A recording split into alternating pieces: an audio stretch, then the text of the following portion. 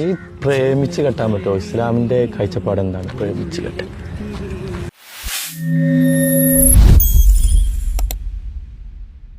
പ്രേമിച്ച് വിവാഹം കഴിക്കാന്ന് പറയുന്നത്, നമ്മളിപ്പോൾ മനുഷ്യന്മാരാണ്.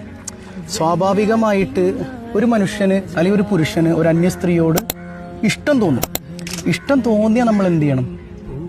പ്രേമിച്ച് മെസ്സേജ് അയച്ച് പിന്നാലെ നടക്കുകയല്ല വേണ്ടത്. നേരെ പറ്റുന്ന ആളാണെങ്കിൽ നമ്മുടെ രക്ഷിതാക്കളോട് പറഞ്ഞിട്ട് അവരുടെ രക്ഷിതാക്കളുമായി ബന്ധപ്പെട്ട് കല്യാണത്തിലേക്ക് എത്തിക്കുക എന്നുള്ളതാണ്. അല്ലാതെ പ്രണയിച്ച് നടക്കുക എന്ന് പറയുന്നത് ഇസ്ലാമിൽ ഇല്ല. ഏതുവരെ? കല്യാണത്തിന് മുൻപ് വരെ. എന്നാൽ കല്യാണം കഴിഞ്ഞാലോ പിന്നെ ഇങ്ങോട്ട് പ്രേമം തുടങ്ങല്ലേ. പിന്നെ എല്ലായിടത്തും പ്രണയം മാത്രമേ ഉണ്ടാകാൻ പാടുള്ളൂ.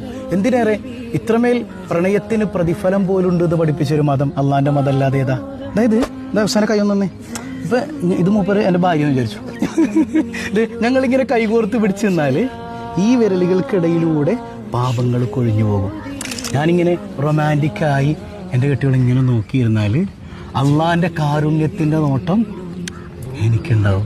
ഞാനിങ്ങനെ ഒരുള്ള ഭക്ഷണം എടുത്തിട്ട് ഇങ്ങനെ വായിലേക്ക് വെച്ച് കൊടുത്താൽ അള്ളാഹ്ക്ക് അത് അത്രമേൽ പ്രിയപ്പെട്ട ഇബാദത്താണെന്നൊക്കെ മുത്തനബി സല്ലല്ലാഹു അലൈഹി വസല്ലം തങ്ങൾ പഠിപ്പിച്ചിട്ടുണ്ട്. ഇല്ലസ്ട്രേഷൻ വേണ്ടേ?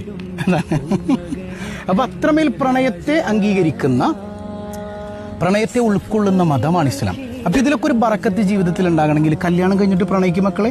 കല്യാണത്തിന് മുമ്പ് പ്രണയിച്ചാൽ എന്ത് സംഭവിക്കും? അതൊരു അന്യാണും അന്യ സ്ത്രീയുമാണ്. ഈ പ്രണയം ഇസ്ലാമിൽ നിഷിദ്ധമാണ്.